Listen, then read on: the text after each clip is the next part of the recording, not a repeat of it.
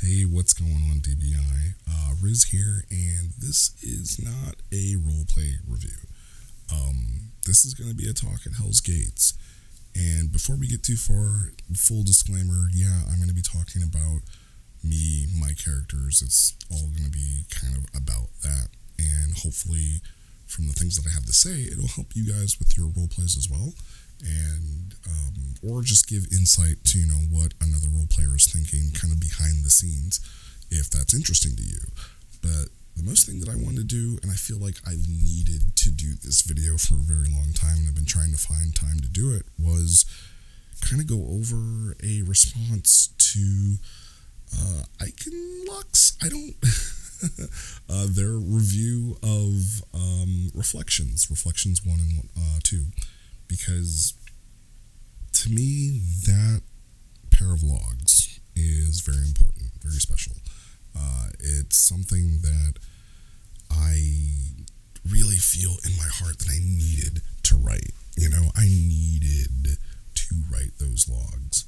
And it was like late November that I went into the RPC channel and I said, guys, I have a story that I'm going to do, and it's going to be kind of like the follow-up to Nova losing to Genesis during Combat Month, and this is going to be the first log that I've done with her since then.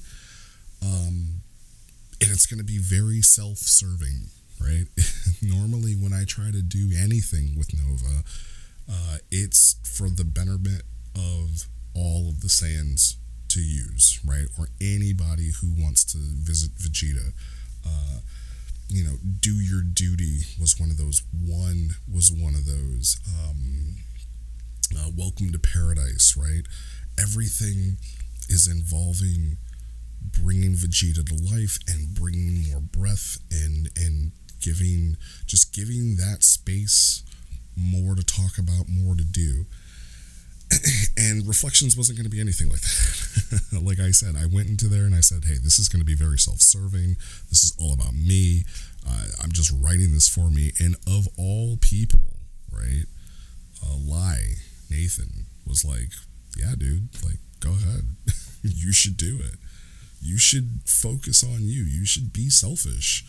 And the reason that I kind of said that was because for a long time I was looking at Nova and I was looking at this character and kind of ruminating on what was she lacking, right? Not that I feel like Nova as a character is lacking much. I feel like she's a character that's very deep and personal with me. We have a great connection and I love writing her, one of my favorites. But what was she lacking? Well, in the feats department, she has quite a few, right? But in the master department, who has trained Nova? Well, she was trained by Sun Yu. And when did he train her? In her backstory, before, she ever appears on page. And she is tier 0 the whole time.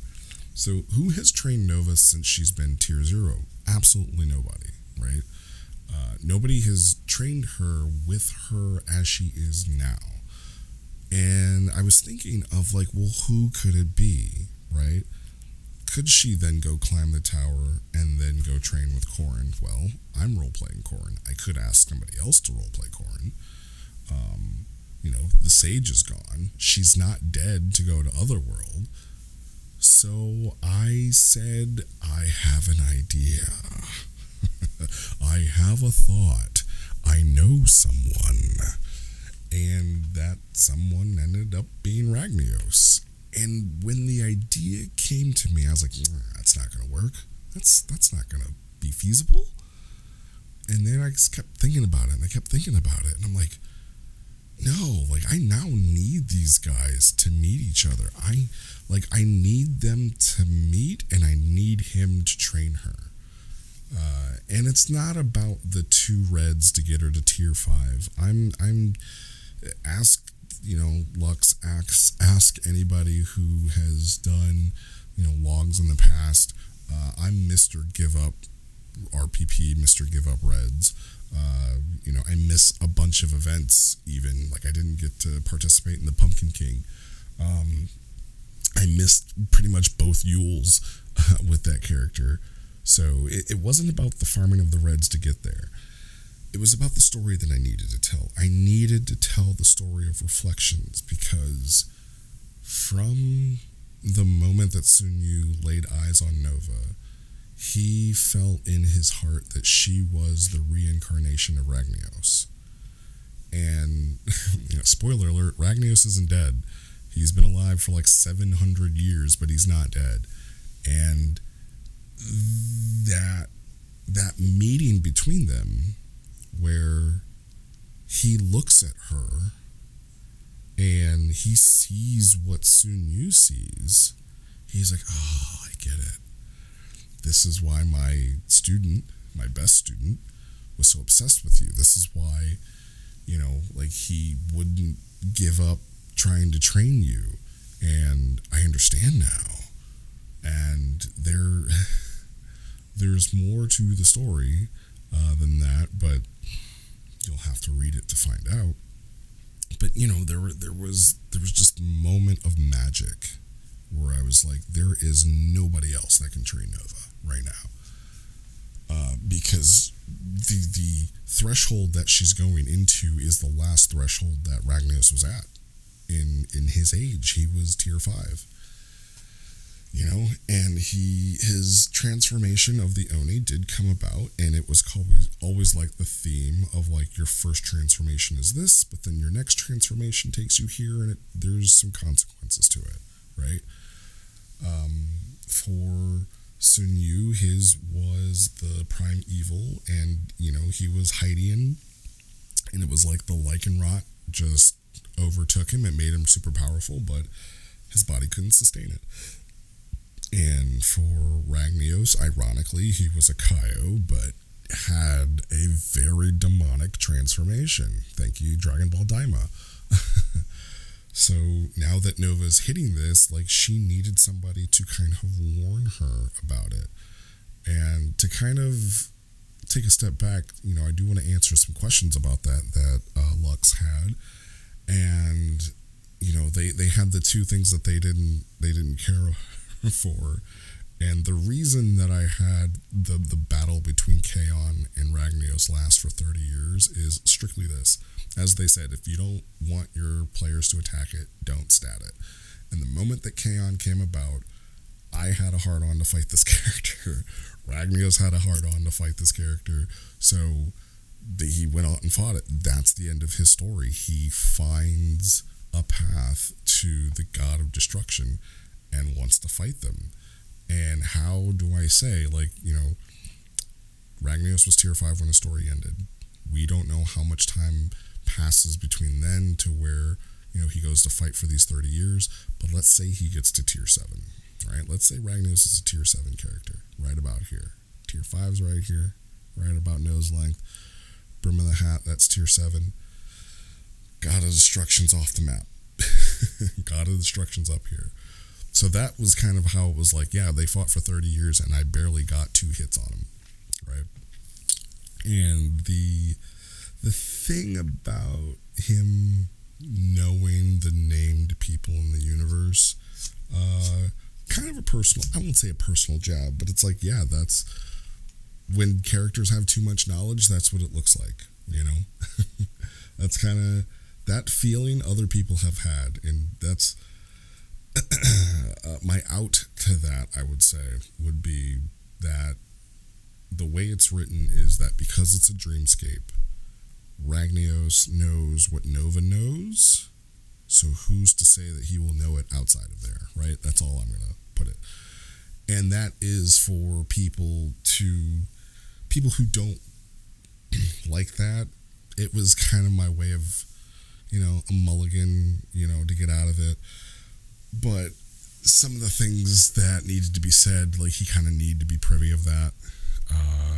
And I don't think that what was said in there was too informative, and it didn't do anything to the characters that they said it about. So I didn't really think it was that bad. But if, overall people don't like that, then taking it out of the log won't do anything.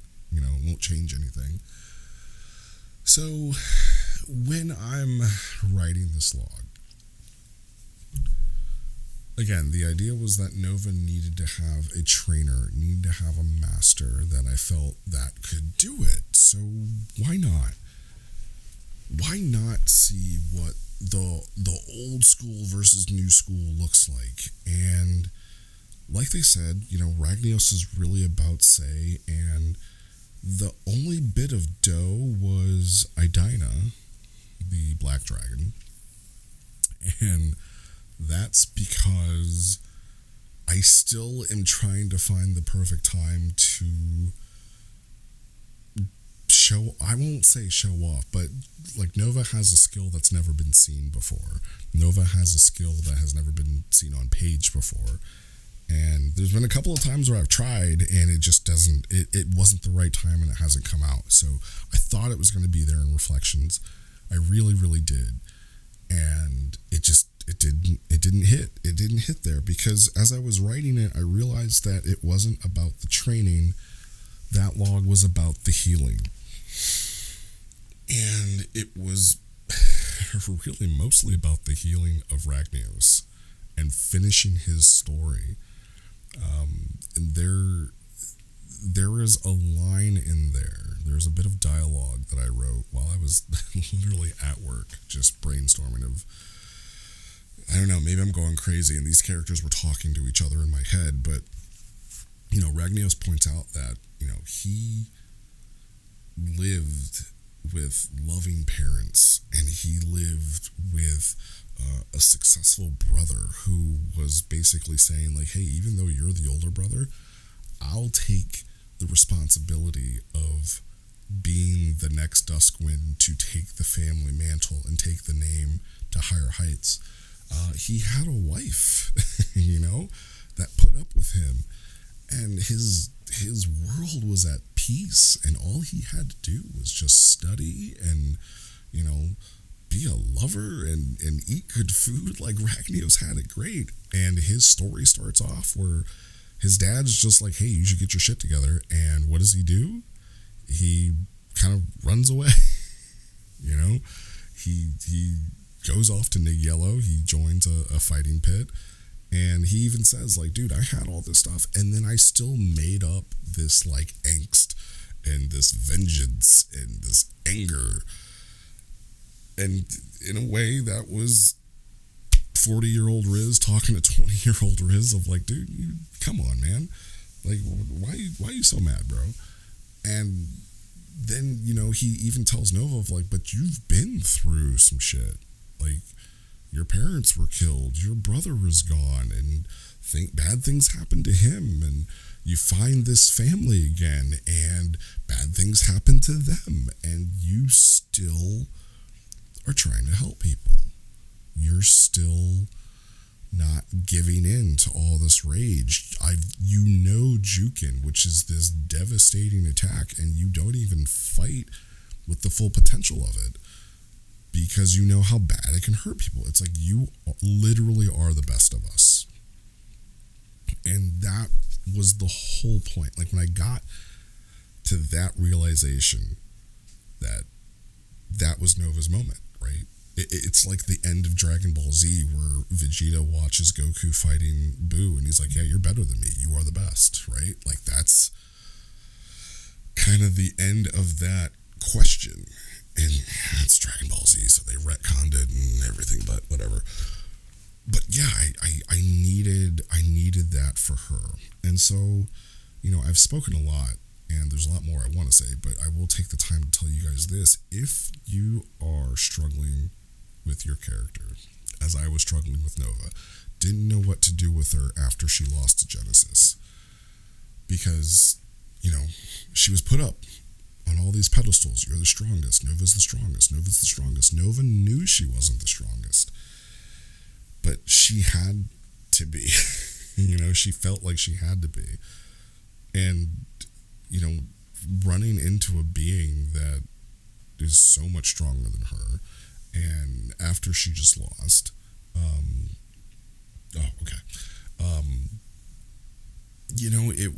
it was an issue. So I am going to extend to you guys what I did. If you were running into issues with your character, try this. put those issues on your page, right? And what I mean is, if you're like, yeah, like this character just doesn't feel right this way, and like I don't know where to go with it, literally put that on the page. Have your character be somewhere and that they are struggling with that, and see what story comes out from you, and see, you know, if role playing with other people, if you can overcome that. Because it just really helped me, and I really loved writing this log. Like I said, I needed to write this log, and I needed one for me, right? I needed one where I didn't care about, and this is going to sound awful, I didn't care about the review. I didn't care about what other people thought of this. I didn't, and it was just so freeing, you know, like I just, like, what's there, if like grammatically it wasn't there, or if it like kind of didn't make sense, if the structure wasn't there, then I'd be like, was this a misstep? But no, I needed Nova to meet Ragnaros. I needed Ragnaros to meet Nova. I needed her to lash out at someone, you know. I needed her to say to him, why didn't you save my master? And I needed him to say to her, why didn't you save him? Right? It's totally unfair to think that a young child,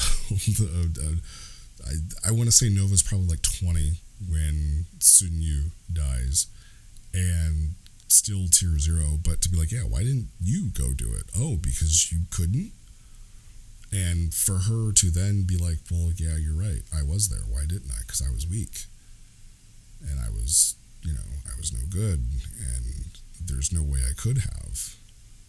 Oh, there's no way, like she needed to have an understanding that not everything can be saved. You can't do everything, and like she needed to hear that.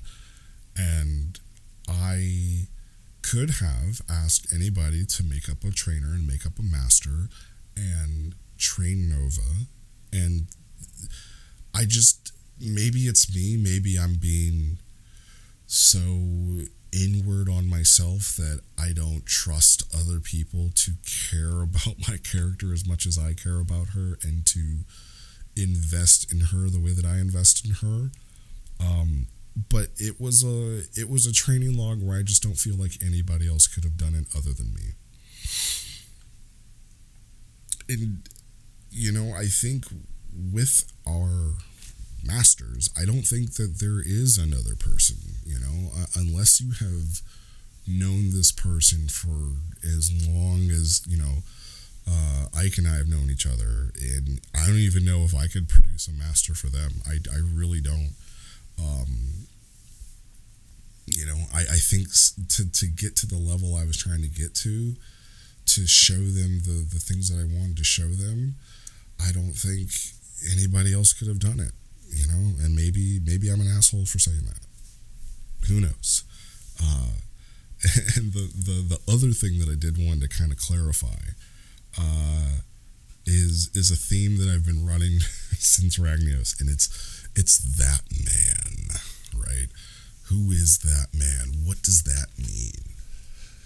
And I want you guys to close your eyes with me, and I want you to, in your head, visualize your character, and then I want you to visualize all of the enemies that they're going to fight, their most hated enemy that they're going to fight. And then I want you to think about just one more person, that super special someone that your character hates more than anybody. the villain, and that you hate so much that you love them, and you love them so much that you hate them. The person that has affected their story and their heart more than anything.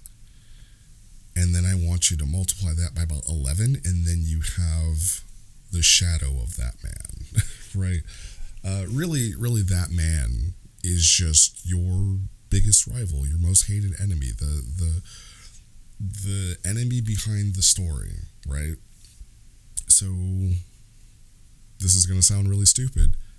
Gary is that man to Ash Ketchum, right?